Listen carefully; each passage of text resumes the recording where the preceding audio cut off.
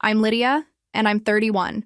During Christmas dinner, I'm thanking my aunt for the wonderful keychain she sent me for my birthday 2 months ago. My aunt stops stirring the gravy, stares at the table in silence, and says calmly, "I bought you a $400,000 apartment. The keychain came as a bonus." The smiles disappear from everyone's faces. One by one, my family members turn white as paper. Where are you watching from today? Drop your location in the comments below and hit that like and subscribe button if you've ever felt like the family outsider. You'll definitely want to stick around for what happened next. Let me back up and tell you how we got here. Picture this: a perfectly set Christmas table, my stepmother's best china, candles flickering, and the scent of her famous honey-glazed ham filling the dining room. Everyone's laughing, passing dishes, playing the perfect family. My dad's carving the turkey with his usual precision. My 19-year-old half-sister Emma is scrolling through her phone even though phones are supposedly banned at dinner. And my stepmother Linda is directing traffic like the general she is. And there's me, sitting in the same spot I've occupied for 15 years since Dad remarried, right next to little Aunt Margaret, who flew in from Phoenix as a surprise. I'm genuinely happy to see her. She's the only person in this family who's ever treated me like I actually belong here. "Aunt Margaret," I say, reaching across the table to squeeze her hand. "Thank you so much for the keychain you sent for my birthday. It's beautiful. I carry it everywhere." I pull it from my purse, a simple silver chain with a small heart charm. Nothing fancy, but coming from her, it meant everything. The room goes quiet. Not the comfortable quiet of people enjoying good food, but the kind of silence that makes your stomach drop. Aunt Margaret's fork hovers halfway to her mouth, her eyes narrowing as she looks around the table. Dad stops carving mid-slice. Linda's smile freezes like it's been painted on. "Keychain?"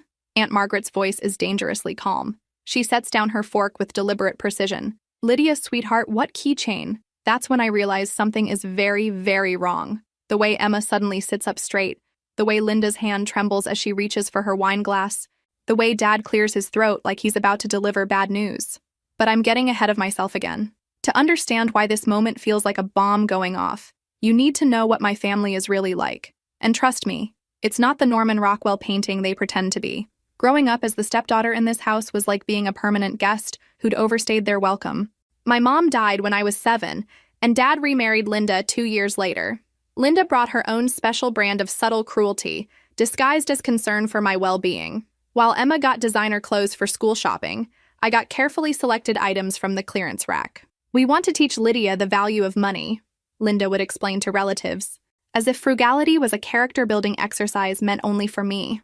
When Emma wanted a car for her 16th birthday, she got a brand new Honda Civic with a bow on top. When I turned 16, Linda suggested I could borrow her old minivan when it wasn't needed for family errands, which turned out to be approximately never. The pattern was always the same. Emma's needs came first, Emma's wants were necessities, and my requests were luxuries we couldn't afford. When I wanted to take art classes, Dad said we needed to prioritize practical skills. When Emma wanted piano lessons, they hired a private instructor who came to the house twice a week. College was where the inequality became impossible to ignore. I spent my senior year of high school working at a movie theater to save money, wrote dozens of scholarship essays, and chose my state school specifically because I could afford the in-state tuition. Emma, on the other hand, applied to 5 private colleges with application fees that cost more than I made in a week at the theater. But here's the thing that really got to me. They acted like this was normal. Like treating their daughters completely differently was just natural family order. When relatives commented on the disparity, Linda would smile sweetly and say, "Each girl has different needs. Lydia is so independent and responsible. Emma needs more guidance." Translation: Lydia can figure it out herself. Emma deserves to be taken care of. The only person who ever called them out on this was Aunt Margaret, my dad's sister. She was the one who sent me graduation gifts, who remembered my birthday every year, who asked about my life like it actually mattered. She never had children of her own, but she treated me like I was precious, which, after growing up in this house, felt revolutionary. When I graduated college with my nursing degree, magna cum laude and debt-free thanks to scholarships and working through school, the family celebration consisted of dinner at Applebee's. When Emma graduated high school with a C+ average, they threw a party that cost more than my car. By the time I moved out, I'd learned not to expect much from them. Christmas and birthday gifts were practical items I needed anyway. Holiday celebrations were events I attended but didn't really belong to. Family vacations were things they planned around my schedule, not something they invited me to join. Which is why Aunt Margaret was so important to me. She was the only person who made me feel like family. By 25, I'd built a life that looked nothing like theirs. I was a single mom working as a pediatric nurse, living in a small apartment with my 4-year-old son, Danny. His father had disappeared the moment he found out about the pregnancy, leaving me to figure everything out alone, which, honestly, was pretty much what I expected by then. The apartment was tiny but clean, with hand-me-down furniture and toys from garage sales. Danny didn't care that his high chair came from Goodwill or that his bedroom was really just a corner of the living room with a colorful curtain divider. He was happy, healthy, and loved. That's all that mattered to me. My family's relationship with Danny was complicated. They claimed to love him, of course. Linda would post pictures of him on Facebook with captions about being the world's best grandma. But when it came to actual help, like babysitting so I could pick up extra shifts, they were mysteriously always busy. Emma, now in college at a school that cost more per year than I made, would occasionally drop by to play with Danny for an hour before complaining about how exhausting children were. Dad would visit monthly, bringing small toys and staying just long enough to feel like he'd done his grandparent duty. The one person who showed up consistently was Aunt Margaret. Every few weeks, she'd drive 2 hours from her house to spend the weekend with us. She'd arrive with homemade cookies, new books for Danny, and genuine interest in our lives. She'd babysit without being asked, help with household projects, and treat both Danny and me like we mattered. When Danny got sick with pneumonia at 3 years old, requiring a week-long hospital stay, she took time off work to help. She slept in the uncomfortable hospital chair, brought me changes of clothes, and held Danny when I needed to shower or eat. My own father visited twice during that week, both times for less than an hour. That's when I realized who my real family was. It wasn't the people who shared my last name or lived in the house I grew up in. It was the person who showed up when things got hard. Last year, when Aunt Margaret called to tell me she'd been diagnosed with breast cancer, I didn't hesitate. "What do you need?" I asked immediately. "When are your appointments? Who's driving you to treatments?" The answer, predictably, was nobody. Dad was too busy with work. Linda had a prior commitment with Emma's college activities. Emma was, of course, too young to handle such serious matters. So I became Margaret's transportation, her advocate, her support system. Twice a week for 6 months, I loaded Danny into his car seat after my shift and drove 2 hours to Margaret's house. Then another hour to the cancer center, 3 hours for treatment, another hour back to her house, and 2 hours home. Danny learned to entertain himself quietly in hospital waiting rooms, coloring in books that Margaret bought him. During the worst of the chemotherapy, I'd stay overnight, making sure she ate, took her medications, and didn't fall. Danny would curl up next to her on the couch, his small hand patting her bald head gently. "Aunt Maggie is brave," he'd whisper to me. "Yes, she is." I'd agree. And she deserved better from her family than what she was getting. The night Margaret finished her last round of chemo was one of the best nights of my life. We sat in her living room, Danny asleep between us, and she grabbed my hand with more strength than she'd had in months. "You saved my life," she said quietly. "Not just medically, though your nursing skills certainly helped. You showed up when everyone else had excuses. You made me feel loved when I felt forgotten." I squeezed her hand back. "Your family, real family. This is what people do for each other." Her eyes filled with tears. "Your father called me twice during the entire 6 months. Twice." Linda sent a card. Emma texted occasionally. She shook her head in disgust. "But you, working full-time, raising a child alone, you found a way to be here every single time I needed you." The anger in her voice was new. Margaret had always been diplomatic about family conflicts, the peacekeeper who smoothed over uncomfortable moments. But cancer, it seemed, had burned away her patience for pretense. "After Richard died," she continued, referring to her husband who'd passed 3 years earlier, "I thought about changing my will. He left me well provided for, and we never had children. I'd always planned to leave everything to your father, assuming he'd take care of Emma and help you as needed. But this experience has shown me who actually deserves my consideration." I felt uncomfortable with the direction of the conversation. "Margaret, you don't need to—" "Yes, I do!" Her voice was firm. "You need to understand something, Lydia. I've been watching your family dynamic for years, making excuses, hoping things would improve. They haven't. If anything, they've gotten worse." She was right. Even during her cancer treatment, when you'd think family would rally together, the patterns remained the same. Dad would call me for updates on Margaret's condition rather than calling her directly. Linda would ask me to relay messages instead of picking up the phone herself. They treated me like a communication service between them and Margaret, rather than recognizing that I was the one actually caring for her. When Margaret's hair started growing back and her energy returned, she began making plans. "I'm going to travel," she announced one afternoon. "All those places Richard and I talked about visiting but never got to. I'm starting with Europe in the spring, 3 months of seeing everything I've always wanted to see. I was thrilled for her. After everything she'd been through, she deserved every moment of joy and adventure she could find. But I was also going to miss her terribly. Margaret was my anchor in the family, the person who reminded me that I was worthy of love and consideration. "Before I go," she said, "I want to do something special for your birthday. 28 is a big year, starting your late 20s. I have plans." My birthday was in October, and Margaret left for her European adventure right after my birthday in late October. She'd beaten cancer, and she was finally living the life she'd dreamed of. Her postcards arrived weekly, filled with stories of art galleries in Paris, beaches in Greece, and pasta in Italy.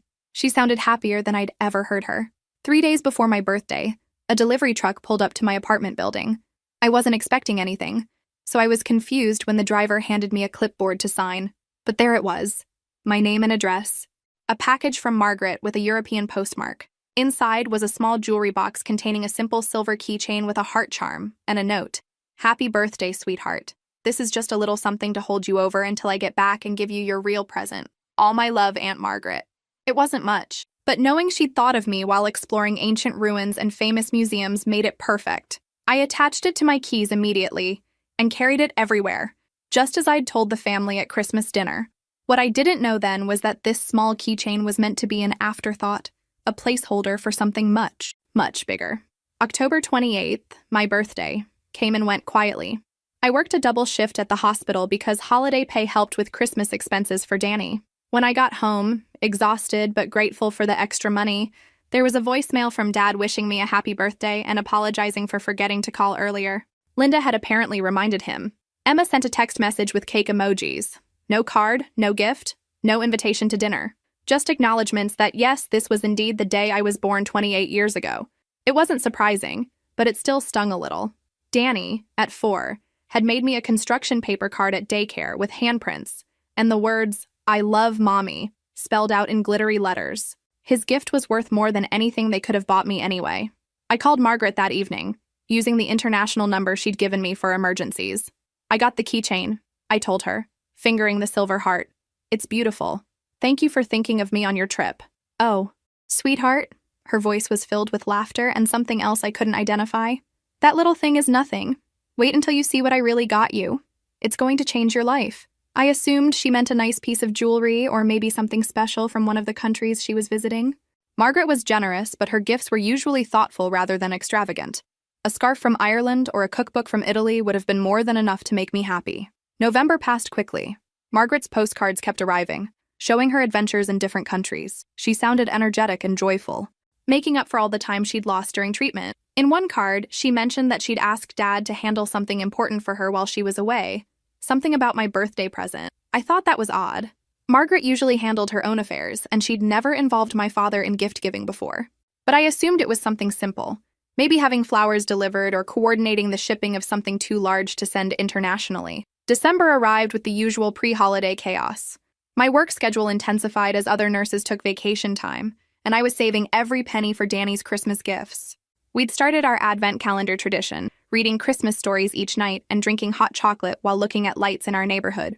During this time, I noticed Emma posting pictures on social media from what looked like a new apartment.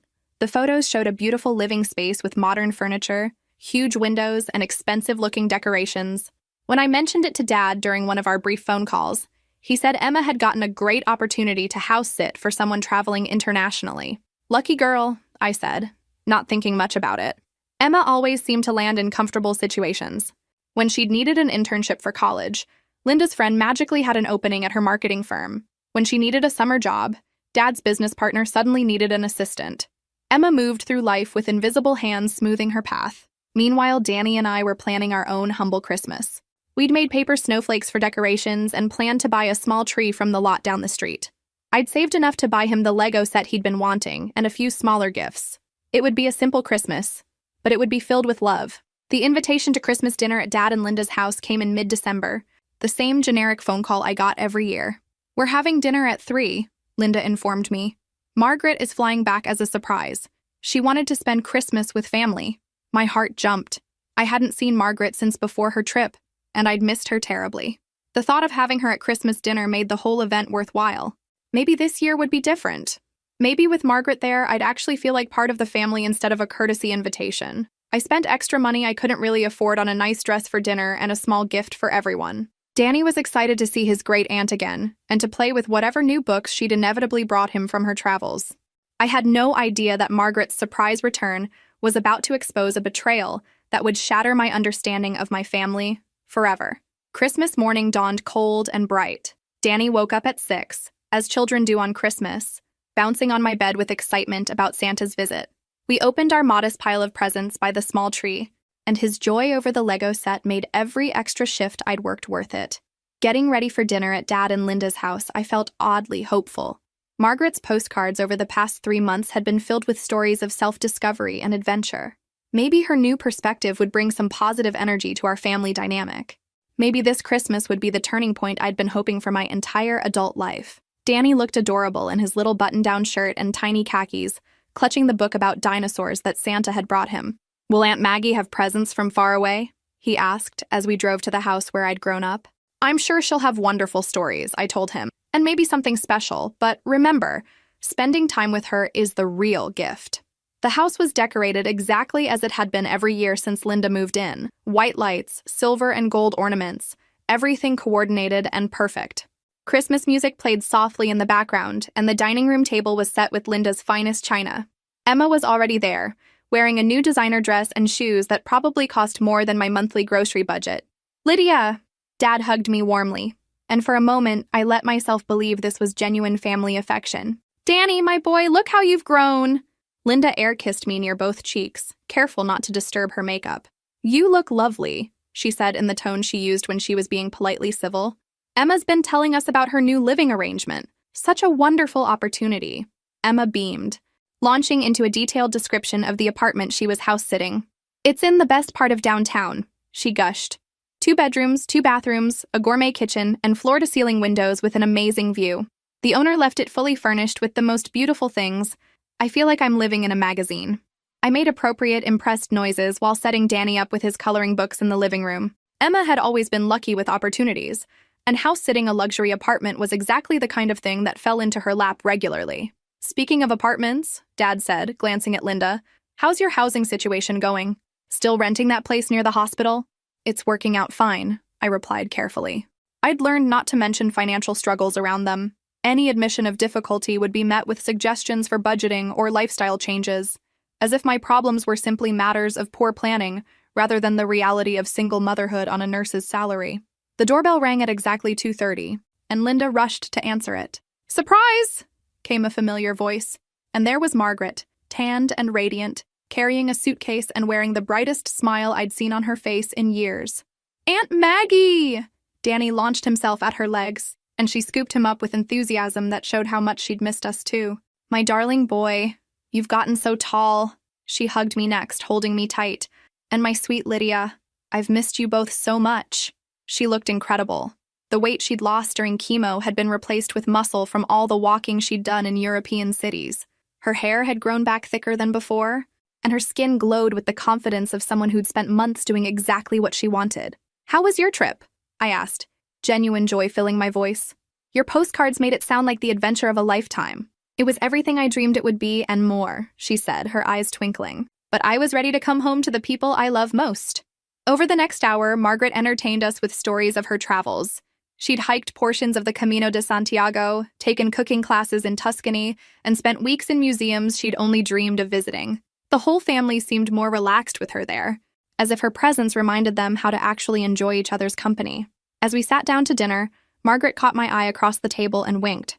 "I have something very special to tell everyone," she said. "But first, let's enjoy Linda's beautiful meal." The conversation flowed more naturally than it had in years. Even Emma seemed less focused on herself, genuinely interested in Margaret's adventures. I found myself relaxing, remembering what family dinners could feel like when they weren't full of underlying tension. That's when I made the comment that changed everything. Reaching across the table to squeeze Margaret's hand, I said with genuine warmth, "Aunt Margaret, thank you so much for the keychain you sent for my birthday. It's beautiful. I carry it everywhere." The silence that followed was not the comfortable quiet of a family enjoying time together. It was the silence that comes before an explosion, heavy with secrets about to be exposed. And Margaret's expression as she slowly set down her fork told me that this Christmas dinner was about to become unforgettable for all the wrong reasons. The silence stretches for what feels like an eternity. Margaret's fork hovers over her plate, her eyes moving slowly from my face to Dad's, then to Linda's, then to Emma's. You know that moment in movies when the music stops and you hear every small sound amplified? The ticking of the grandfather clock, someone's nervous breathing, the soft clink of ice settling in water glasses. Keychain, Margaret repeats slowly, like she's testing the word. Lydia, sweetheart, what keychain are you talking about? I pull it from my purse, holding up the simple silver chain with the small heart charm. This one. You sent it for my birthday with that sweet note about it being something to hold me over until you got back. Margaret stares at the keychain like it's a snake that might bite her. Then she looks around the table again, and I watch her face change. The warm, travel glow expression hardens into something I've never seen before. Pure, cold fury. I didn't send you a keychain, she says quietly. I bought you a $400,000 apartment. The words hit the table like a physical blow. Emma's phone clatters onto her plate. Linda's wine glass slips from her fingers, red wine spreading across the white tablecloth like blood. Dad's face goes through several colors before settling on gray. And me? I just sit there, blinking stupidly, because surely I misheard. Surely my 70-year-old aunt didn't just say she bought me an apartment worth more than I'll make in 10 years. Surely this is some kind of European humor I don't understand. I'm sorry, what? I managed to say. Margaret's voice is deadly calm. Before I left for Europe, I called your father. I told him I wanted to do something special for your birthday. Something big. You'd spent 6 months taking care of me during the worst period of my life. Driving 4 hours round trip twice a week, staying overnight when I was too weak to be alone, bringing Danny to chemo appointments because you couldn't afford a babysitter. She's looking directly at Dad now, and he's shrinking in his chair like a scolded child. I told him I'd found a beautiful apartment downtown. 2 bedrooms. Perfect for you and Danny. Safe neighborhood, good schools, close to the hospital where you work. I put down the full purchase price and had the deed transferred to your name. My brain is struggling to process this information. An apartment. A real apartment. With my name on the deed. But Emma said she was house-sitting. House-sitting. Margaret's laugh is bitter. Emma, sweetheart, whose apartment have you been living in for the past 2 months? Emma's face crumbles. She looks at Linda with pure panic, like a child who's been caught lying about breaking something valuable. Mom, you promised me. What exactly did she promise you? Margaret asks, and her voice could freeze fire. The floodgates open. Emma starts crying, but not the delicate tears of a wronged princess. These are ugly, panicked sobs of someone whose world is collapsing. Mom said you'd never find out. She said Aunt Margaret would be traveling for months, and by the time she got back, I'd be settled and you'd just have to accept it. I have to hand it to them. The logic is almost impressive in its audacity. Take a gift meant for me, give it to the golden child, and frame it as fairness because I already had somewhere to live. You know, my tiny 2-bedroom rental where Danny and I share the living room because his bedroom is actually a converted closet. Dad finally finds his voice, though it comes out as more of a croak. Margaret, I can explain. Linda convinced me it would just be temporary until we could buy Emma her own place. I thought we'd have time to explain everything to you when you returned. Oh, please do, she says, leaning back in her chair. Explain to me how you took an apartment I bought for Lydia and decided Emma should live in it instead. Explain to me how you forged thank you cards in Lydia's name. Yes. Richard, I received 3 lovely letters from Lydia thanking me for the wonderful apartment and telling me how settled and happy she was there. My mouth falls open. They wrote thank you letters. Actually sat down and pretended to be me, expressing gratitude for a gift they stole. The sheer planning involved is breathtaking. We were going to tell her eventually. Linda jumps in, and I almost laugh at how predictable she is. When caught red-handed, Linda always has a timeline that makes everything acceptable. We thought Emma needed the space for college just for a few years. Lydia is so independent, she's been managing fine on her own. We were going to give her the apartment after Emma graduated. In 4 years, I say flatly. You were going to give me my own birthday present in 4 years. It's not like that, Dad says desperately. We just thought, practical considerations, Emma's education, and there it is, the same old song. Emma's needs come first. Emma's future matters more. Emma deserves the better option because she's Emma, the golden child who's never had to work for anything, never had to sacrifice, never had to choose between buying groceries and paying rent. I look around the table at these people I've called family for 24 years. Dad, squirming in his seat, avoiding my eyes. Linda, frantically calculating how to spin this into something acceptable. Emma, still sobbing like she's the victim in this scenario. And you know what? For the first time in my adult life, I feel completely calm. Not hurt, not angry, just clear. Like someone just handed me glasses after years of trying to see through a dirty window. Margaret stands up slowly, her hands shaking with barely controlled fury. When she speaks, her voice trembles with emotion. So all three of you knew this apartment belonged to Lydia and decided to steal it anyway. Is that what I'm understanding here? Dad looks genuinely stunned. Margaret, we never meant— I want the keys to that apartment. Right now. Margaret, please, let's discuss this rationally. Dad starts. Rationally? She laughs, and it's not a pleasant sound. You want to discuss rationality? Let's talk about how rational it was to steal from your own daughter. Let's talk about how rational it was to lie to me for 2 months. Let's talk about how rational it is for Emma to be living in an apartment that doesn't belong to her. Emma's face crumples with genuine panic. We were supposed to have more time. You weren't supposed to thank her at dinner. Emma, Margaret's voice is ice cold. Your mother lied to you. That apartment was never meant for you. It was purchased specifically for Lydia, with her name on the deed, as a thank you for taking care of me when the rest of this family couldn't be bothered. The truth of that hits the table like a physical slap. While I was driving Margaret to chemo appointments, staying overnight when she was too weak to be alone, bringing Danny to waiting rooms because I couldn't afford babysitters, where was everyone else? Dad was too busy with work. Linda was overwhelmed with Emma's college preparations. Emma was too young for such serious matters. But taking credit for my gift? That they had time for. The keys, Margaret repeats. Now. Linda tries one more deflection. We spent money decorating it. Emma needed furniture, bedding, kitchen supplies. We've invested thousands. Money you spent on stolen property. Margaret cuts her off. Would you like me to call the police and explain the situation? Because I have documentation of the purchase, the deed transfer, and copies of every forged letter you sent in Lydia's name. The threat of police involvement changes everything. Dad's face goes pale, and even Emma stops sniffling. Linda fumbles in her purse and produces a set of keys, placing them on the table like she's surrendering a weapon. Margaret scoops them up and turns to me. Lydia, would you like to see your apartment? Would I like to see my apartment? The apartment I didn't even know existed until 5 minutes ago? The apartment that's been mine for 2 months while I've been paying rent on a place where my 4-year-old son sleeps in a converted closet. Yes, I say quietly. Yes, I think I would. As I stand up to follow Margaret, Emma grabs my arm. Lydia, please. You have to understand. I didn't know it was meant for you specifically. I thought it was just family property, and Mom decided I should use it for college. I look down at her hand on my arm, then at her face. For a moment, I see the little girl who used to follow me around when she was small, before Linda taught her that we weren't really sisters, just 2 people who happened to live in the same house.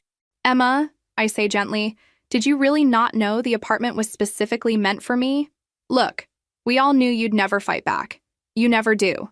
Mom said you'd just accept it eventually, like you always do with everything else. The honesty is breathtaking. They hadn't just stolen from me, they'd calculated that I would be too passive to defend myself. I carefully remove her hand from my arm. But this time, you were wrong. Margaret is waiting by the door, her car keys already in hand. Are you ready, sweetheart? Danny has been remarkably quiet throughout this entire exchange, coloring in his dinosaur book, and occasionally looking up at the adults with the resigned expression of a child who's learned that grown-up conversations often don't make sense. I gather him up along with his books.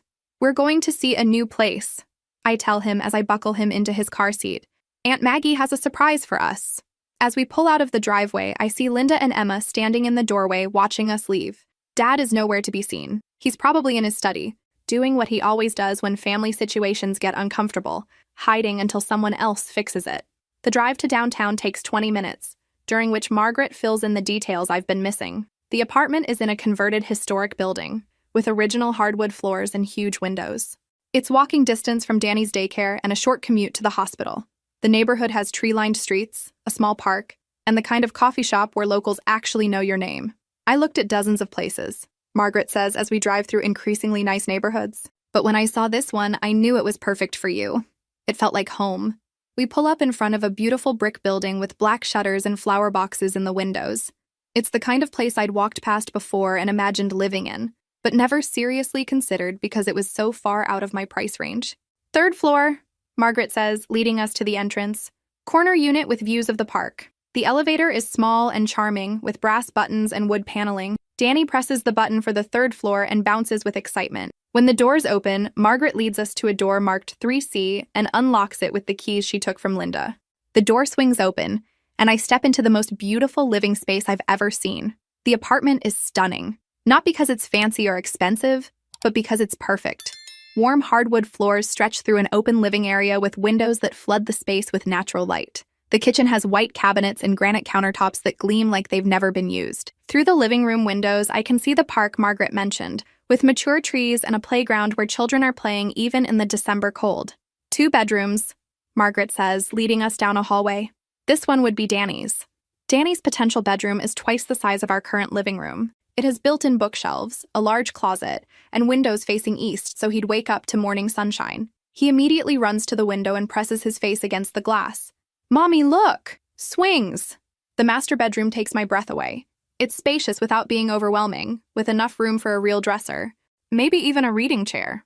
The closet is bigger than Danny's current sleeping space. But what gets me is the bathroom. A full bathroom with a deep tub, perfect for long soaks after difficult shifts at the hospital. The previous tenant left some furniture, Margaret explains as we walk back to the living area. Basic pieces that I thought you might want to keep. That's when I notice that the apartment isn't empty. There's a sectional sofa in soft gray fabric, a coffee table that looks like real wood, and a dining set that could actually seat 6 people. The kitchen is stocked with dishes, cookware, and even small appliances. But these aren't the basic pieces Margaret mentioned. These are expensive items, carefully chosen to complement the space. The kind of furniture I browse in stores but never buy because it costs more than I make in a month. "Margaret," I say slowly, "this furniture is brand new." She smiles sheepishly. "I may have gone a little overboard with the move-in preparations. I wanted you to be able to walk in and feel at home immediately." I sink onto the sofa, and it's exactly as comfortable as it looks. Danny climbs up beside me, already claiming his spot. "Is this our new house, Mommy?" I think it might be," I tell him, though I'm still struggling to believe this is real. My phone rings, jarring me back to reality. Dad's name appears on the screen, and Margaret nods at me to answer it. "Lydia, where are you?" His voice is tight with stress. "We need to talk about this situation." "What situation is that, Dad?"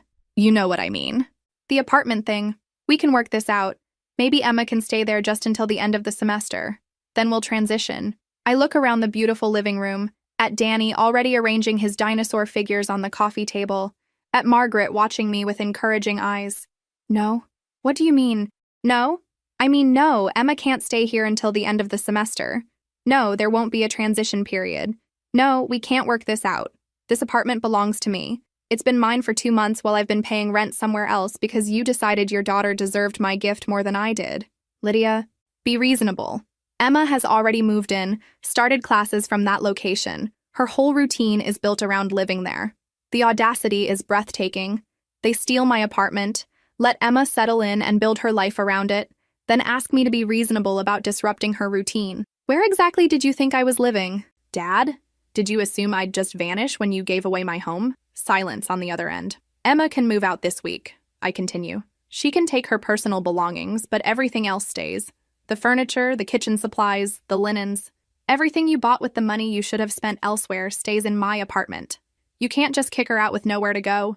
Watch me." I hang up and turn off my phone. Margaret is beaming with pride. "I haven't heard you sound that strong in years." She's right. I sound different to myself. Calmer, but firmer. Like I've finally found my backbone after 31 years of searching for it. "What happens now?" "Now you move in. This weekend if you want. I'll help you pack your old place." She pauses. "And Lydia, they're going to keep calling, keep making demands, keep trying to guilt you into backing down. Don't let them." "I won't," I say, and I actually believe myself. Danny has discovered the refrigerator, which is fully stocked with groceries. "Mommy, there's ice cream in here." Of course there is. Margaret planned everything, down to stocking the freezer with a 4-year-old's favorite treats. As Danny chatters about the ice cream flavors he's discovered, my phone starts buzzing with text messages.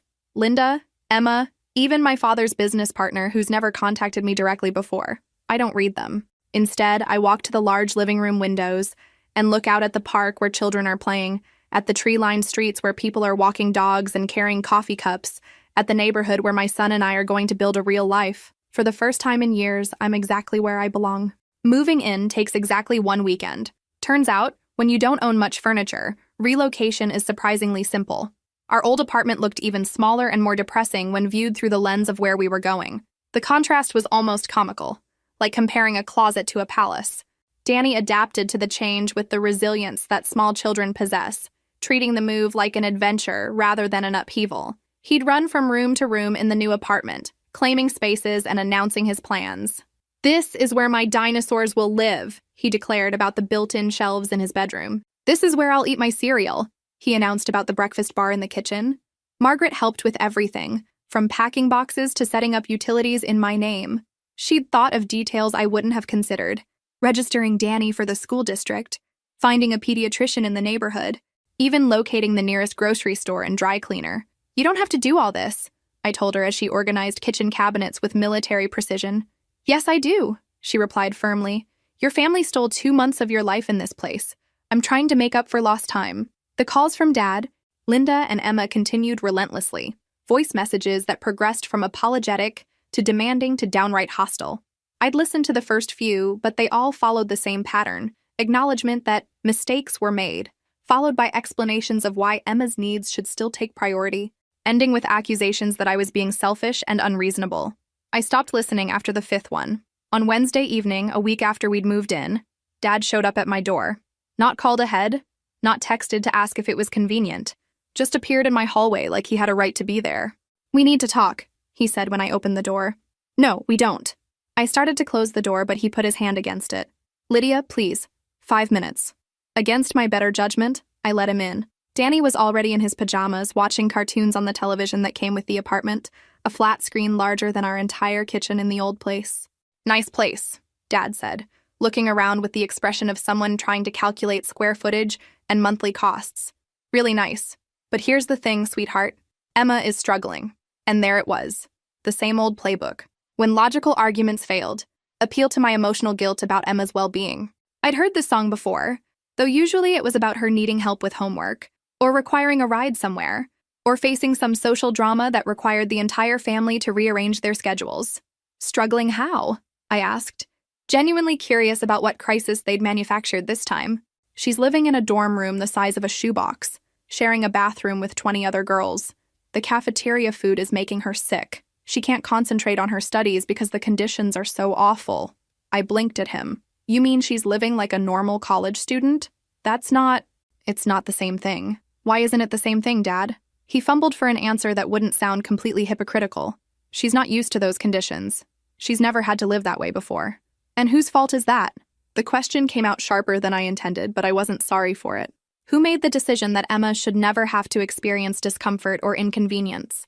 Who created a 20-year-old woman who falls apart when faced with standard college living conditions? "We just want what's best for her." "What about what's best for me?"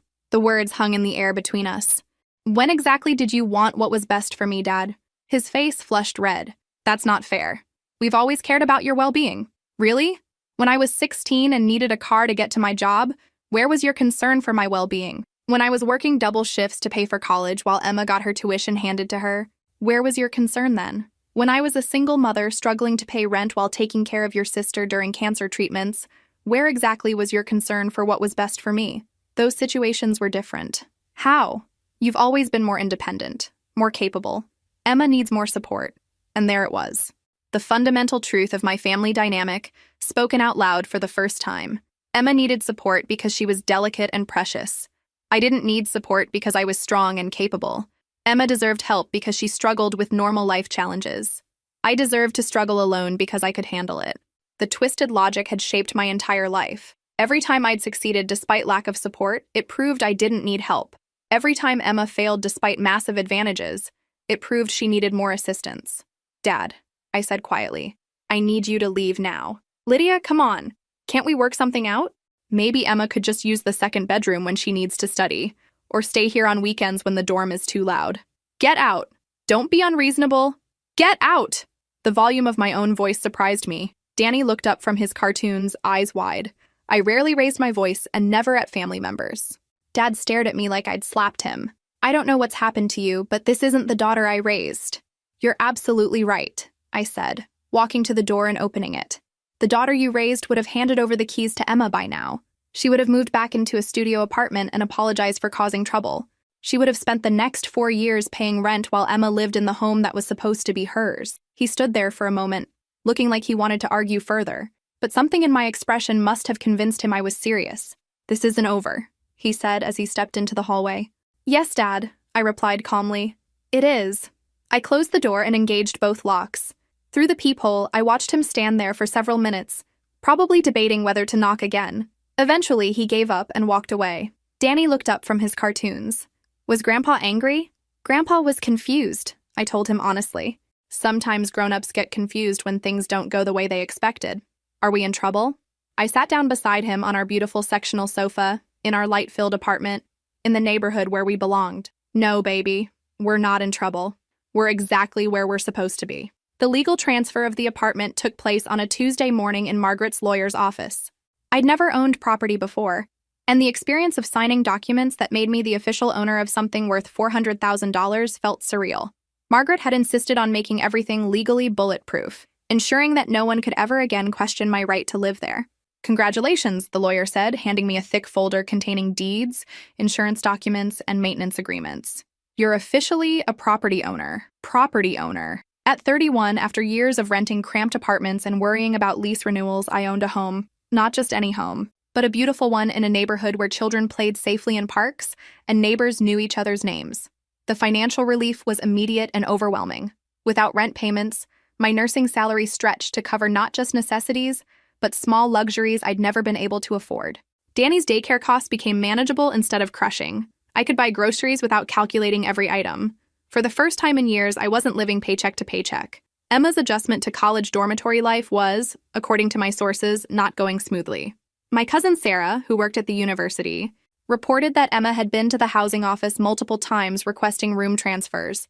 She'd complained about noise levels, bathroom cleanliness, and roommate conflicts. The girl who'd lived in luxury her entire life was discovering what most college students considered normal living conditions. According to Sarah, Emma had also approached the financial aid office, asking about additional housing allowances. When told that her family's income level made her ineligible for need-based assistance, Emma had apparently broken down crying to the housing counselor. "I was supposed to have my own apartment," she'd sobbed. "This isn't how it was supposed to work out." The irony wasn't lost on me. For 20 years, Emma had been shielded from any discomfort or inconvenience. Now, faced with the reality of shared bathrooms and cafeteria food, she was genuinely shocked that money couldn't immediately solve her problems. Meanwhile, my text messages had become increasingly hostile. Emma's friends had apparently convinced her that I was being unreasonable and selfish. Her messages ranged from pleading, "I just need somewhere quiet to study for finals," to accusatory, "You're ruining my college experience because you're jealous," to downright nasty, "Everyone thinks you're a terrible sister." I screenshot the worst ones and saved them in a folder labeled Evidence without responding to any of them. Margaret had warned me that Emma would escalate before she accepted the new reality. The escalation came on a Thursday evening when Emma showed up at my apartment building, crying dramatically in the lobby until Mrs. Parker from the first floor let her in. She knocked on my door with the kind of persistent, demanding rhythm that suggested she wouldn't give up easily. "Lydia, I know you're in there. We need to talk." I opened the door but didn't invite her in. Emma looked terrible. Not the carefully styled perfection she usually maintained, but genuinely disheveled. Her hair was unwashed, her clothes wrinkled, and she had dark circles under her eyes. "You have to help me," she said immediately. "I can't live like this anymore. The dorm is horrible. My roommate snores, the bathrooms are disgusting, and I can't concentrate on anything. My grades are suffering. I'm sorry you're having a difficult time," I said honestly. "College dormitories can be challenging to adjust to. You don't understand. I never signed up for this. When I chose this university, I thought I'd be living in the downtown apartment. I planned my whole college experience around having my own space, my own kitchen, my own bathroom, and there it was." Emma genuinely believed she'd been promised something that was never hers to begin with. In her mind, the apartment had always been intended for her use, and my claiming it was somehow theft. "Emma," I said gently, "that apartment was never promised to you. It was my birthday gift from Aunt Margaret. You were living there illegally." "It wasn't illegal. Mom and Dad said I could live there." "Mom and Dad don't own that apartment. They never owned that apartment. They had no right to offer it to you." Her face crumpled into fresh tears. "But what am I supposed to do now? I can't live in the dorms for 4 more years. I'll go crazy." "You'll adapt," I said simply. "Millions of students live in dormitories. Most of them survive the experience just fine. Most of them weren't raised like I was. The honesty of that statement was startling. Emma was acknowledging, perhaps for the first time, that she'd been raised with privileges that most people don't have, that she'd been sheltered from normal inconveniences and challenges that other young adults face regularly. You're right, I agreed. Most students weren't raised to believe they deserve luxury housing as a basic right. Most students work part-time jobs to help pay for college. Most students share bathrooms and eat cafeteria food and study in libraries because their living spaces are too small or too noisy. Are you saying I should get a job? The question came out with such genuine confusion that I almost laughed. Here was a 20-year-old college student asking if she should get a job like it was a completely foreign concept. Emma, how do you think I paid for college? That's different. You always worked. I was focused on my studies. What's your GPA? I asked. She looked uncomfortable. It's not about grades. It's about the full college experience, social development, networking opportunities. In other words, she'd been coasting academically while living in an apartment she didn't deserve, funded by money that should have gone elsewhere. The full college experience she was worried about losing was actually the life she'd stolen from me. I'm not going to help you, Emma, I said finally. You have housing. You have meal plans. You have everything you need to succeed in college if you choose to apply yourself. What about what Dad said? About working something out where I could stay here sometimes? Dad doesn't make decisions about my home. Fine, she snapped, the tears drying up as anger took over. Keep your precious apartment. But don't expect me to forgive you for this. Don't expect me to ever speak to you again after college. I don't, I said honestly. I don't expect anything from you anymore, Emma. And that's actually quite liberating. I closed the door gently but firmly, leaving her standing in the hallway. Through the peephole, I watched her pound on the door a few more times before giving up and leaving. Later that evening, Dad called. His voice was tighter and more frustrated than I'd ever heard it. Emma came home crying tonight. She says you were cruel to her. I was honest with her. She's just a kid. Lydia, she's struggling with a major life change. She's 20 years old, Dad. When I was 20, I was working full-time while going to school full-time and raising Danny on my own. Emma is struggling with having to live like a normal college student for the first time in her life. We've decided she needs to get a part-time job, he said grudgingly, to help build character and responsibility. I nearly dropped the phone. After 20 years of protecting Emma from any kind of work or responsibility, they were finally going to make her get a job, because she could no longer live in stolen luxury. That sounds like a good decision, I said carefully. But she shouldn't have to work while living in substandard conditions. If she could just use the apartment on weekends. Dad, stop. What? Stop trying to negotiate. Stop trying to find compromises. Stop acting like Emma's comfort is more important than basic honesty and fairness. The apartment is mine. It will always be mine. Emma will never live here, not even on weekends, not even during finals, not even in emergency situations. You're being unreasonable. I'm being clear. There's a difference. The silence stretched long enough that I wondered if he'd hung up. Finally, he sighed deeply. I don't know what's happened to our family. What happened? I said quietly. Is that someone finally pointed out that we've never actually been a family. We've been a hierarchy with Emma at the top, you and Linda in the middle, and me at the bottom. The only difference now is that I'm not participating anymore. I hung up before he could respond. Months later, I'm sitting in the breakfast nook of my apartment, drinking coffee and watching Danny build elaborate Lego cities on the dining room table that actually has enough space for his projects. Morning sunlight streams through windows that face east, just as Margaret promised, and I can hear children playing in the park across the street. My life has settled into a rhythm I never thought possible. Work doesn't feel crushing when I'm not constantly worried about money. Danny thrives in his new school, where teachers know his name and parents invite him to birthday parties. Our evenings are peaceful instead of stressful, filled with homework at the kitchen table and bedtime stories in his beautiful bedroom. The financial transformation has been remarkable. Without rent payments, I've been able to build a savings account for the first time in my adult life. I bought Danny new clothes that actually fit instead of hand-me-downs from older cousins. I can afford to take him to movies and museums without calculating whether we'll have enough money for groceries afterward. But the emotional transformation has been even more profound. I'm calmer, more confident, more present. When colleagues at the hospital comment on how different I seem, I tell them I finally learned the difference between being independent and being abandoned. The family situation has reached a predictable equilibrium. Emma did eventually get a part-time job at a coffee shop near campus, though according to my cousin Sarah, she complains constantly about having to work weekends and deal with difficult customers. Her grades improved slightly once she was forced to develop actual study habits, but she still maintains that her college experience has been ruined by having to live like a normal student. Dad and Linda have apparently told extended family members that I'm going through a difficult phase and that they're giving me space to work through my issues. The narrative allows them to maintain their image as reasonable parents dealing with an unreasonable daughter. I don't bother correcting anyone's assumptions anymore.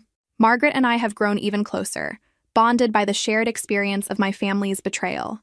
She splits her time between traveling and spoiling Danny, who now calls her his adventure grandma, because she brings him treasures from every trip. Last month, she took us both to Disney World for a long weekend, Danny's first real vacation. The text messages from Emma eventually stopped, probably because I never responded to any of them. Dad still calls occasionally, usually when there's some family event he thinks I should attend, for Danny's sake. I decline politely but firmly. Danny has plenty of family in Margaret, plenty of friends at school, and plenty of love at home. He doesn't need exposure to people who view his mother as disposable. The most surprising development has been my relationship with my extended family. Cousins and aunts who had always seemed distant have reached out after hearing Margaret's version of events. Apparently, my immediate family's treatment of me has been obvious to outsiders for years, but no one felt comfortable commenting on it directly. We always wondered why you seemed so careful around them, my cousin Rachel told me during a recent phone call, like you were afraid of taking up too much space or asking for too much attention, because that's exactly what I was doing. I'd spent 31 years trying to prove I deserved to exist in my own family, moderating my needs, minimizing my presence, making myself small enough to fit into the leftover spaces of their attention. Not anymore. This morning's mail brought a wedding invitation from a college friend, and for the first time in years, I can afford to buy a nice gift and travel to celebrate with her. Tonight, Danny and I are going to the Children's Theater downtown, something we've never been able to afford before. This weekend, we're hosting Margaret for dinner in our beautiful dining room using the good dishes that came with the apartment. These aren't dramatic victories or life-changing moments. They're just normal experiences of a stable, comfortable life. But after years of struggle and uncertainty, normal feels revolutionary. My phone buzzes with a text from an unknown number, and for a moment, my old anxiety kicks in. But it's not Emma or Dad or Linda with another demand or guilt trip.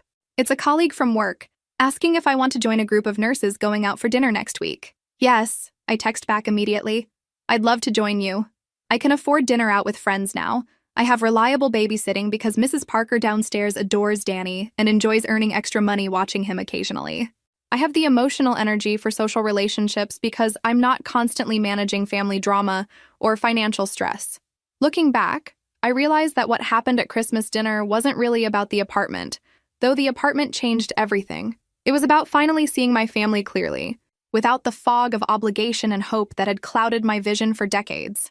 They didn't stop loving me. They never started. But Margaret did. Danny does. My real friends do. And most importantly, I've finally learned to love myself enough to demand better treatment. The apartment was a gift, but the life I've built here, that's something I earned. As I finish my coffee and get ready for another day at a job I enjoy, in a home I love, with a child who feels secure and happy, I think about that moment at the Christmas table when the truth exploded like a bomb in the middle of Linda's perfect dinner. The best part wasn't watching their faces when they realized they'd been caught. The best part was watching my own reflection in the dining room mirror and seeing a woman who finally knew exactly what she was worth. If this story resonated with you, make sure to like and subscribe for more stories about finding your strength when family lets you down. Have you ever had to choose between keeping the peace and standing up for yourself? I'd love to hear your thoughts in the comments below.